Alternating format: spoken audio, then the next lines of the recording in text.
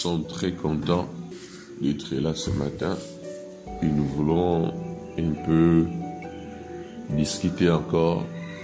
Si pas discuter, alors partager la parole de Dieu, la pensée de Dieu pour nous. Qu'est-ce que Dieu veut que nous puissions écouter ce matin?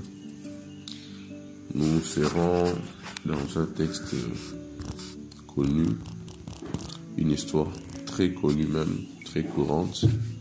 Nous voulons juste tirer une bonne leçon et puis savoir comment nous allons placer notre foi durant cette semaine. Parce que quand on libère un message au début, ça sert de fondation. Et que pour Dieu, durant toutes ces journées, durant toute cette semaine, voici sur quel roc nous allons fonder notre foi. Nous allons dire à Dieu, tu as dit ça. Et voilà comment nous allons agir. Nous allons nous comporter proportionnellement à la parole que nous sommes en train d'écouter ce matin. Amen. C'est pourquoi je nous appelle à être des personnes décisives, à aller essayer de pratiquer la parole de Dieu.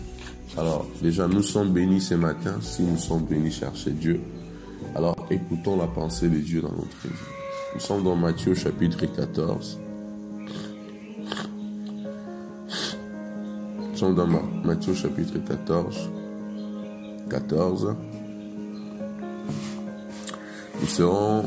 Nous allons lire la portion au verset 24 et nous allons descendre. Lisons au nom de Jésus. La barque était déjà au milieu de la mer. Et au milieu de la mer, était battue par le flot, car le vent était contraire. À la 4e veille de la nuit, Jésus alla vers eux, marchant sur l'eau, sur la mer. Amen. Et quand les disciples le virent marcher sur la mer, ils furent troublés et dirent, c'est un fantôme. Et dans leur frayeur, ils poussèrent des cris. Jésus leur dit aussitôt, rassurez-vous, c'est moi, n'ayez pas peur. Pierre lui répondit, Seigneur, si c'est toi, ordonne que j'aille vers toi sur les eaux. Et il dit, viens. Pierre sortit de la barque et marcha sur les eaux pour aller vers Jésus. La Bible dit au verset 30, mais voyant que le vent était fort, il eut peur, et comme il commençait à enfoncer, il s'écria, Seigneur, sauve-moi. Aussitôt Jésus étendit la main, les saisit et lui dit, homme de peu de foi, pourquoi as-tu douté? Alléluia. Jésus, apparemment,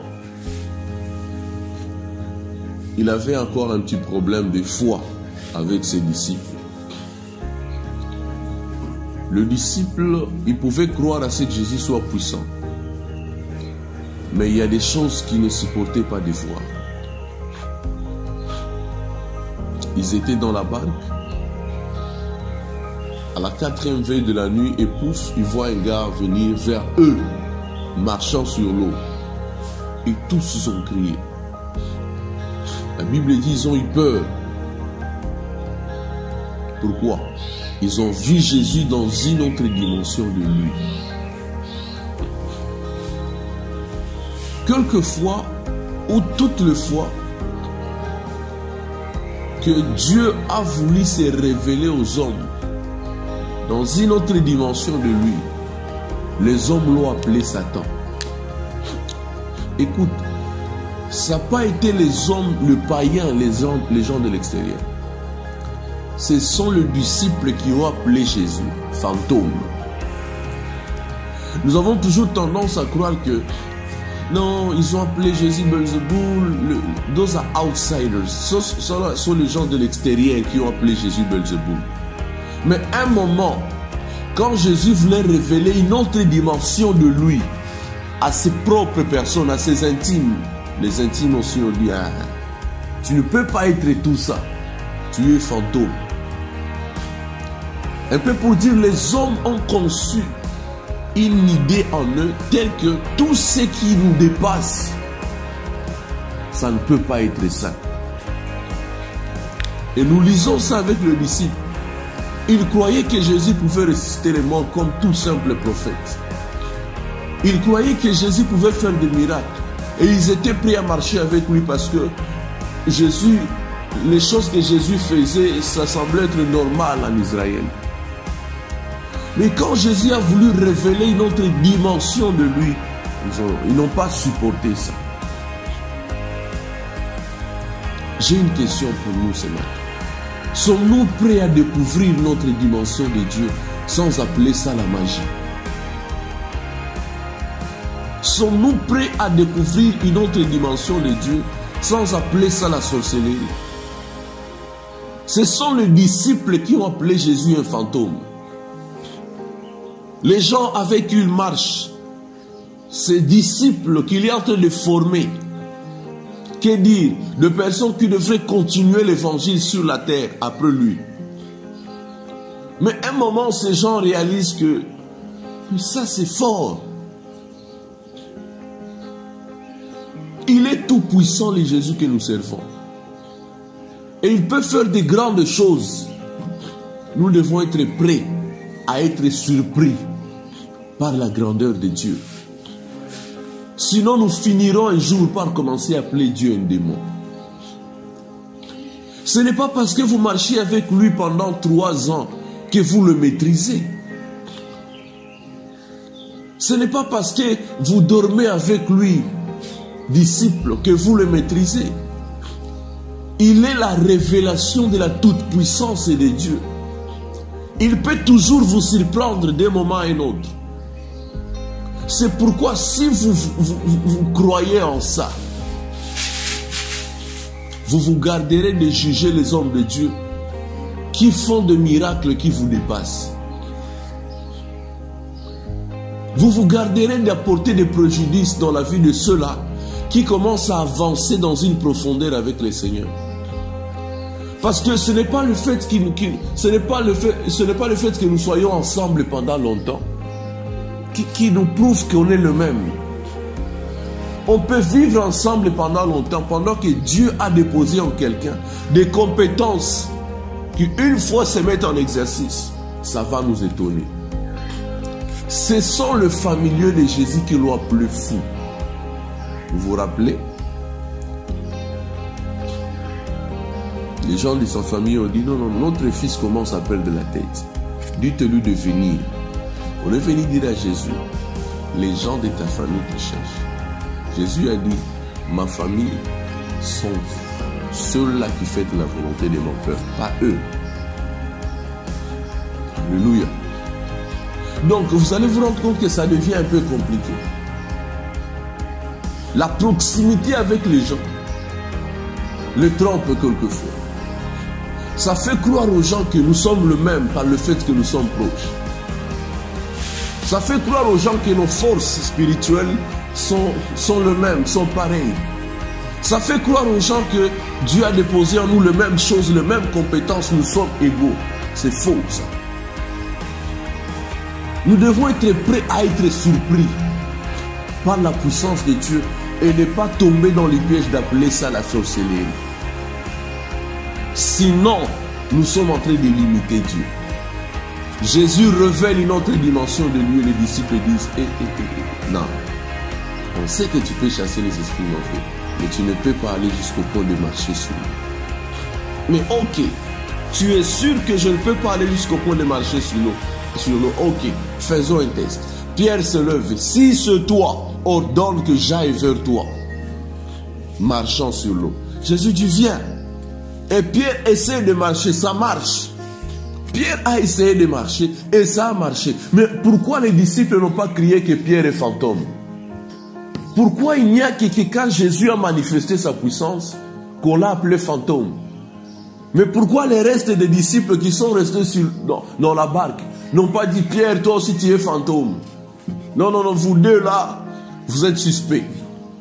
Il n'y a que vous qui essayez de marcher sur l'eau. Alors nous, ce n'est pas parce que ce que l'autre fait, tu n'as pas pu le faire, qu'il devient sorcier.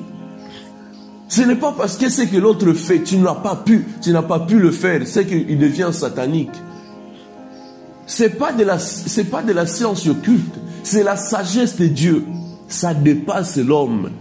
Dieu n'est pas scientifique, mes frères. Dieu, il est Dieu. Il maîtrise tellement cette nature que il peut toujours nous surprendre. Nous devons nous préparer à ça. Oh, voici, il a fait ça, il a fait ça. Quelles sont tes preuves qu'il est avec le diable?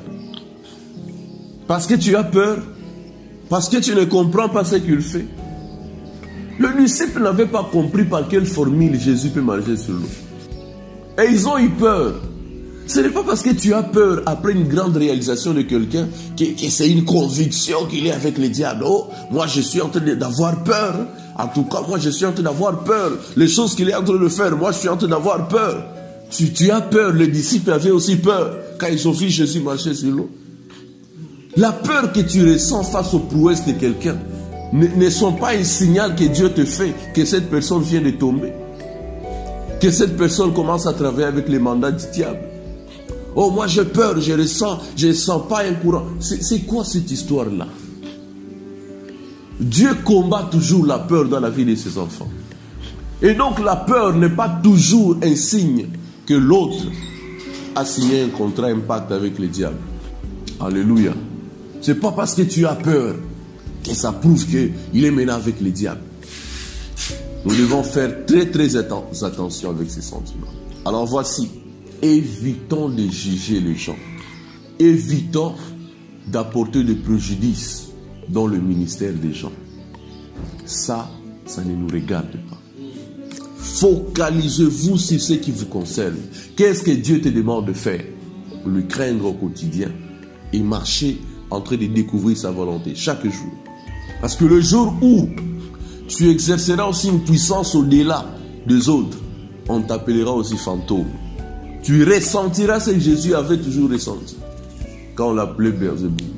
Le monde ne nous a jamais promis de croire à la puissance de Dieu toujours. Alors, n'attirons pas ce vent aussi dans l'église. N'attirons pas ce vent aussi dans nos cœurs. Ne commencez à dire si ça nous dépasse, sûrement il y a un doute. Oh voilà, il ne prie pas beaucoup, mais comment il fait ça? Qui t'a dit que nous faisons des miracles parce que nous prions beaucoup? Oh voilà, qui t'a dit que c'est d'abord fruit des jeûnes et des prières? N'oublions jamais ce qu'on appelle grâce de Dieu. N'oublions jamais ça. Ils étaient nombreux. Allez lire Matthieu chapitre 10. Jésus les a envoyés. Allez prêcher. C'était des disciples. Ils sont revenus étonnés. Mais pourquoi ils ne se sont pas appelés des fantômes? Parce que ce qu'ils faisaient eux-mêmes le dépassaient. Ils sont revenus, ils ont dit à Jésus, même les esprits mauvais, nous étions soumis. Et Jésus les voyait. Mais là, vous ne vous appelez pas des fantômes. Mais ce que vous venez de faire vous-même, ça vous étonne, non? Là, vous ne vous appelez pas des fantômes. Vous allez attendre que je marche sur l'eau pour m'appeler fantôme. Ça va arriver un jour, tu vas faire des choses qui vont étonner. Ça va arriver un jour, tu vas commencer à faire des miracles, des prodiges. Vas-tu t'appeler fantôme? Jamais. Pourquoi? Tu seras conscient. You'll be very conscious how much genuine you are. Donc tu seras très conscient de combien authentique tu es. Tu n'auras pas le temps de prouver ça aux hommes. Ils vont dire de toi ce qu'ils voudront. Alors, n'ajoute pas un nombre de plus à ceux-là qui se plaisent à critiquer les hommes de Dieu simplement comme ça. Tu te lèves gratuitement, tu dis non, ça ce n'est pas Dieu. Moi, je ressens dans mon cœur. Moi, j'ai peur. Je commence à avoir peur. Tu as peur de quoi? Ça te dépasse simplement. La peur n'est pas un signe qu'il est devenu faux. Alléluia. Que l'Éternel nous fasse grâce. Que nous puissions comprendre ces choses et le mettre en pratique. Que Dieu nous bénisse. Amen.